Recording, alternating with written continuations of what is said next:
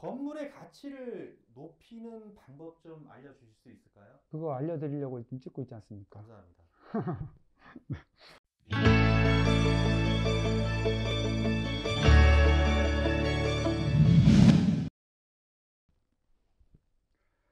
안녕하세요. 아이드부동산 권상환 대표입니다.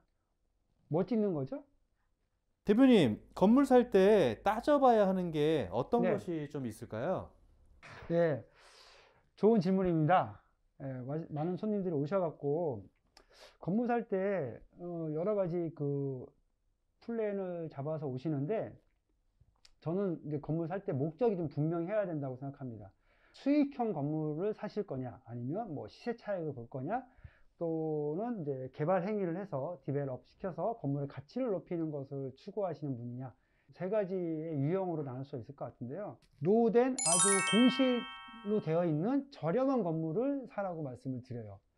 그렇게 해서 건물을 좀 디벨롭을 시켜야 된다, 이렇게 항상 주장을 하고 있는데, 그 왜 그러냐면요, 수익형 건물을 좀 생각해 보면, 사실 마포 지역이나 뭐 다른 서울 지역에서 보통 통상적으로 한 3%?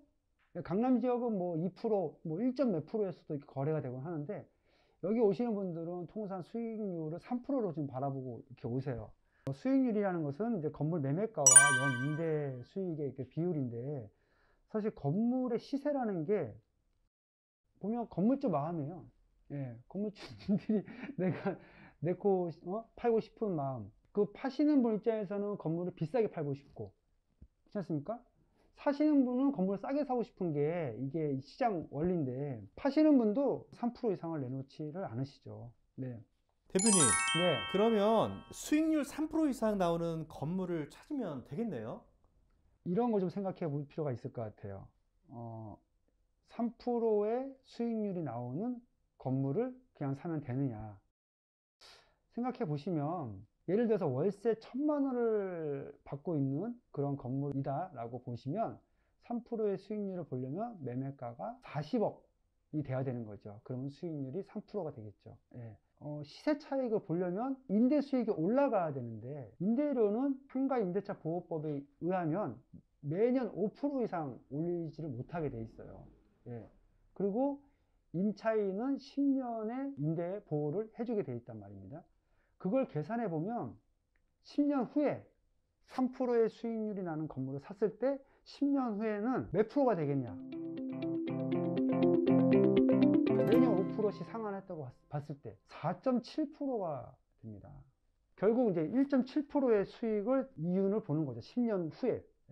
월세 1,000만 원을 놓고 있는 40억짜리 건물을 내가 샀을 경우에 10년 후에는 4.7%, 그때 3%에 맞춰서 이 건물을 팔게 되면, 요구 수익률 3%에 맞춰서 이 건물을 팔게 되면 62억 정도. 10년 후에 22억의 차익을 보는 거예요. 매년 꾸준히 월세를 올렸을 경우에. 건물은 사실 아파트랑 다르게 시세라는 게 정해져 있지 않아요. 통상적으로 사시는 분 입장에서는 여기 임대료 얼마나 나오냐, 내가 임대 수익을 얼마나 벌 수 있느냐, 이런 걸 따져보기 때문에, 지금 3%를 받고 있다고 해서 갑자기 내가 임대료를 확 올릴 수 있는 건 아니거든요. 매년 5%씩 올리는 거기 때문에 3년 후에 양도한다고 봤을 때, 장특공 혜택을 위해서라도 3년 후에 양도한다고 봤을 때 3.3%가 되는 거예요. 5%씩 증액을 하게 되면, 임대료를요.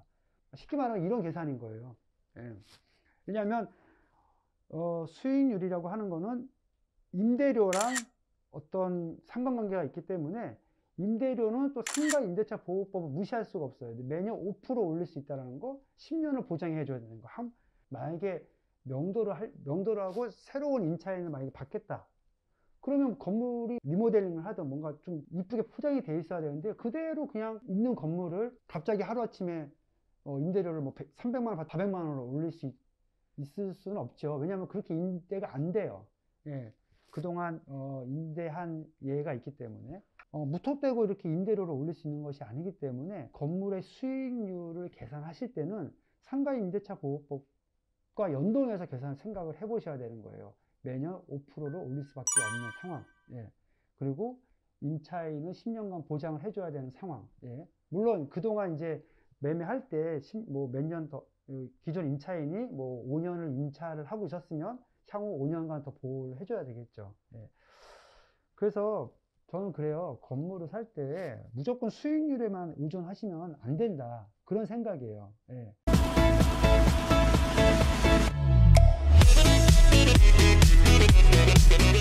대표님, 네. 어떤 분이 30억에 사서 4개월 만에 40억에 팔았다고 하는데요. 네. 이러면 훌륭한 거 아닌가요? 훌륭하네요. 30억에 사서 40억에 팔았다. 아, 예. 3개월 만에 네. 10억의 차익을 두고 팔았다. 네. 예, 그렇게 많이, 그런 경우가 있겠죠. 물론 있을 수 있겠죠. 운이 좋아서. 근데 사실 사시는 분도, 요즘에 이 매매를 하게 되면 실거래 신고를 한 달 안에 하게 돼 있거든요. 네. 결론적으로, 내가 살 때 이거 3개월 전에 이분이 30억에 샀는데 내가 3개월 만에 40억에 다시 사네? 이렇게 그걸 이해할 수 있는 분이 얼마나 될까요? 냉정하게 얘기해서. 옛날에는 뭐 정보가 투명하지 않아서 뭐 그럴 수 있다고 하더라도 요즘에는 잘 돼 있어요, 정보가. 예, 사시는 분들도 다 아세요. 제가 볼 때는 30억에 3개월 만에 10억의 차이 놓고 이렇게 파셨다고 하면 사시는 분이 너무 큰 리스크를 안고 사신 거 아닌가라는 생각이 드네요. 예. 근데 이런 거를 기대하면 안 될 것 같고요. 좀 냉정하게, 그리고 건물은 좀 보수적으로 계산을 해서 사야 된다고 생각해요. 시세 차익이라는 게 곧 임대료의 상승이겠죠. 내가 이 건물을 사서 수익을 많이 이렇게 내면 그만큼의 높은 가격으로 판매를 할 수 있겠죠. 예. 근데 이런 거를 없이 그냥 임대료 똑같고, 예, 시간 이렇게 해서 내가 3개월 전에 이거 샀는데, 주변에 뭐 다른 건물 시세가 많이 올랐다고 한들 내 건물을 과연 얼마나 더 크게 받고 있는 임대료가 고정되어 있다고 하면, 샀을 때나 뭐 1년 후나 2년 후나 큰 차이가 없다고 하면 과연 얼마나 더 그걸 올려서 팔 수 있겠어요. 예.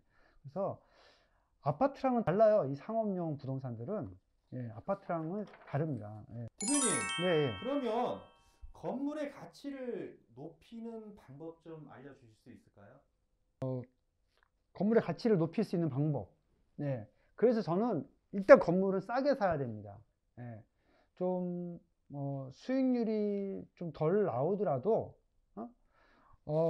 나중에 향후 이 건물을 내가 가치를 올릴 수 있는 건물이냐 아니냐를 판단해 봐야 되는데요. 거기에 첫 번째 조건이 용적률이 얼마큼 살아있느냐. 왜냐하면 용적률이 살아있으면 증축을 해서 한 층을 더 올릴 수 있지 않습니까?